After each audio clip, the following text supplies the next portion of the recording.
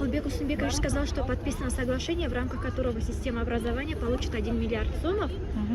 Можете подробнее рассказать, что это за соглашение? Эти миллиард сомов будут направлены на главное, будет проведена капитальный ремонт 27-й школы.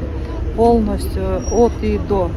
Школа был построена в 40-х годах, и сегодня она нуждается в глубокой реконструкции, и полностью оснащением она будет проделана.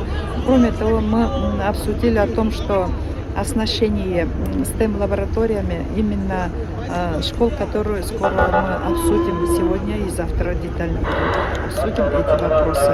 А также мы предлагали, учитывая, что сегодня не хватает учителя предметника с русским языком обучения, мы предлагаем усилить открытие отделения именно в региональных педагогических вузах по подготовке предметников на русском языке.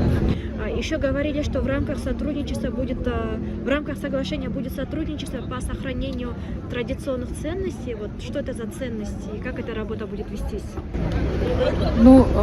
Традиционных ценностей — это уважение истории, умножение, сохранение исторических ценностей.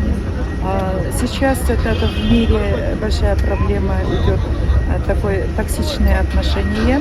Независимо, где ты живешь, мы должны формировать у молодого поколения поклонение историческим ценностям.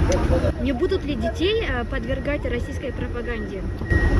У нас у каждой страны есть образовательная политика, образовательный суверенитет. Здесь абсолютно нету такого. Это ваше, потому что у нас есть свой стандарт. Мы просто рады поддержке именно Российской Федерации. Это не один год, мы с ними общаемся, живем, и мало того, сейчас будет построен инновационный 9 школ. Учитывая о том, что наши много мигрантов проживает там, это каждая страна имеет право укрепить именно народную дипломатию подобным образом.